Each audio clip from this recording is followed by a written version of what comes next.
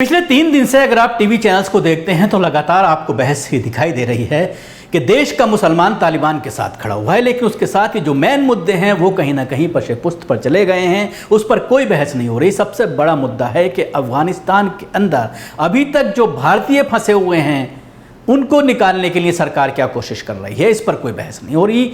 जब 3 दिन पहले ये पूरा मामला सामने आया था और तमाम चैनल्स पर जब वहाँ से लोग जुड़ रहे थे तो उनके जरिए मुख्य तौर पर कई बातें कही जा रही थी जिसको मीडिया ने जिसका कोई जिक्र नहीं किया। उनके बयानात जरूर दिखाए लेकिन काउंटर नहीं किया गया, सरकार से सवाल नहीं किया गया। जिस तरह से वो अपने बयानात में ये कह रहे थे कि सरकार ने जो भी नंबर हमें प्रोवाइड कराए हैं हम उन पर लगातार बात कर रहे हैं, हम ईमेल कर रहे हैं, हम संपर्क में हैं लगातार सरकार के, लेकिन हमारी मदद नहीं की जा रही है। कुछ लोगों को निकालने में सरकार कामयाब रही और किस तरह से उनको निकाला गया यह भी मैं आपको बताऊंगा, और उसके साथ ही अभी कितने लोग वहां पर फंसे हुए हैं उसको निकालने के लिए क्या कोशिश की जा रही है, यह भी एक बड़ा सवाल है जिसको कोई नहीं मालूम कर रहा, जिस पर कोई बहस नहीं हो रही। पहले दिन जरूर ये देखने में आ रहा था, दूसरे दिन जरूर ये देखने में आ रहा था कि वहां पर जो लोग फंसे हुए हैं उनसे बातचीत की जा रही थी, उनको निकालने के लिए सरकार से मांग की जा रही थी, लेकिन जिस तरह की शिकायत उनके जरिए आ रही थी वो भी एक बड़ा इशू था। इस पूरे मामले में क्या है पूरी रिपोर्ट मैं आपको बताऊंगा, लेकिन उससे पहले आप हमारे चैनल को सब्सक्राइब करें, उसके साथ ही बेल आइकन ज़रूर दबाएं, और अगर आप फेसबुक पर ये स्टोरी देख रहे हैं तो फॉलो करें और इस पेज को लाइक भी करें। भारत ने जब सोमवार को अफगानिस्तान से अपने नागरिकों को निकालना शुरू किया तो भारतीयों के काफिले को 4 किलोमीटर की दूरी पर मौजूद सैन्य ठिकानों पर पहुँचने में 5 घंटे लग गए। अंग्रेजी अखबार द टेलीग्राफ की एक रिपोर्ट के मुताबिक भारतीयों को निकाल तो लिया गया, लेकिन डर और चिंता में बीते वो घंटे भारत के अफगानिस्तान में अचानक और तेज़ी से कमज़ोर होती स्थिति के संकेत थे।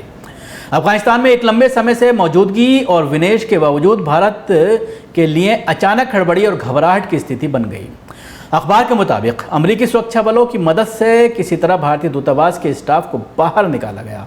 ये साफ है कि अफगानिस्तान पर तालिबान के तेज़ी से हुए कब्जे ने दुनिया भर की सरकारों को हैरान कर दिया है, लेकिन भारत ने नरेंद्र मोदी सरकार की अफगानिस्तान के बदलते घटनाओं के अनुमान और तार्किक रणनीतिक और कूटनीतिक प्रतिक्रिया को लेकर सवाल खड़े किए हैं।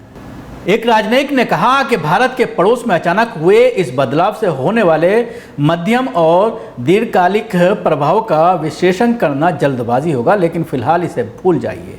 हमने अपने राजनयिकों, अधिकारियों और नागरिकों को पहले ही अफगानिस्तान से बाहर क्यों नहीं निकाला।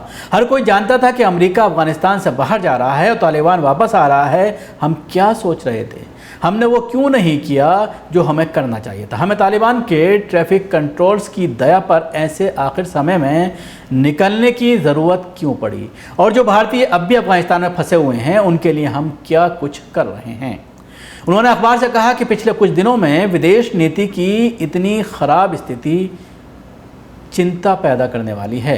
राजनयिक ने कहा कि अपने पड़ोस में अचानक ही एक गंभीर रणनीतिक झटका मिला है, और ऐसे इसलिए हुआ है क्योंकि हमने जो होने जाला था उससे अपनी आंखें मूंद ली थीं।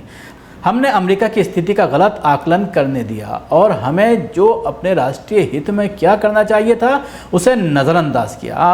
अमेरिका जा रहे थे, हम पीछे छूट रहे थे। अफगानिस्तान के पूर्व राजदूत विवेक काटजू इस पर और खुलकर बोलते हैं। उन्होंने कहा है, मैं पिछले कई सालों से बोल रहा हूं कि हमें तालिबान के साथ बात करनी चाहिए। इसकी ज़रूरत और तब बढ़ जाती है जब सभी को यह अंदाज़ा हो गया कि तालिबान का कब्ज़ा होने वाला है। अमेरिका उनसे बात कर रहे थे और हम क्यों नहीं। दूसरे ने भी ये सलाह दी थी, लेकिन मौजूदा विदेश नीति निर्माताओं ने इस पर